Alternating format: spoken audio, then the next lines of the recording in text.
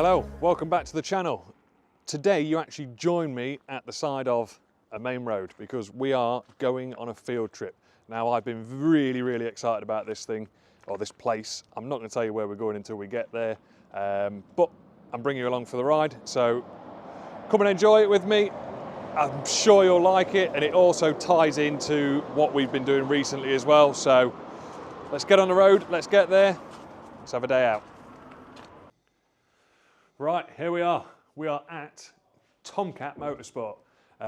Reason I'm here is I'm here to pick up some parts, and I mean, picking up parts, why would you not want to have a look around the workshop? There's some really cool stuff here as well. I've had a bit of a sneak preview. I just want to take everything home. Gary, I'm going to spend lots of money, but we'll have a good car at the end of it. So first off, this thing here. So this is an Academy car.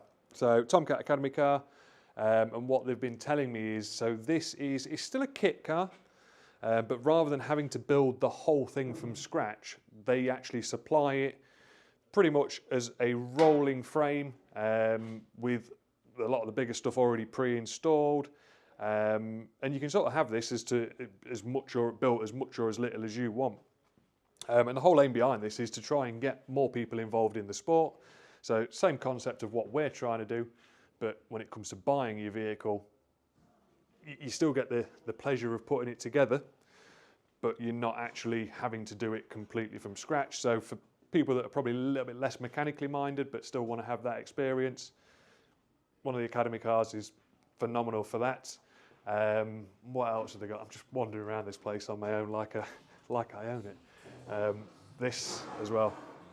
So this is actually a newer generation. Now I'm trying to get everything I'm saying completely right, but forgive me if I'm a little bit wrong. So this is a newer generation frame, and the differences with this is these are all specially made chassis for them. So vehicles like what we've got, that's on an old Range Rover Classic D1 chassis, and that was always the case. You put your frame on top of your chassis, modify the chassis to suit, you finish it off, go racing. These new generations, they don't have that. They are a specifically built chassis, as you can see by the cutout in that. These curves, I have noticed, are significantly less than what you would see on a normal chassis, and I'm guessing that that will bring the overall ride height or centre of gravity of the vehicle down, making it far more stable, and again, longer wheelbase. So bear in mind what we've got is an 88. These are a 109, I want to say. Let me see if I can find somebody. What's the wheelbase on this one in here? Do we know? What's the wheelbase on this one in here? Is that 100, Paul? Is it 100? I'm sure he said 10. It's 100 or 100. I think it's 100. This one in here, is it 100 inch? 106, there you go. I just said 109 and I was like, well, I don't know whether that's right. So 106 inch wheelbase, this one. So again, ideal for comp safari. Ideal for quite a lot of stuff, really. So on from that one, we have got this one in here that Paul is currently working on. So that is a old style 88, exactly as you would expect. With the variation being, is this has got these overlay wing panels versus these wing panels here, which are same as what we will have on ours. And again, this one here is a customer's vehicle that's being built for him. Again, difference between ours and this one. So this is a longer wheelbase again, and the way to tell that is by these door bars, and then the angle. Obviously, with ours being an 88, we have the doors cut into that, and an old sort of series style door. One thing that they did point out to me while I was here is we seem to have a lot of extra metal fixed to the front of ours.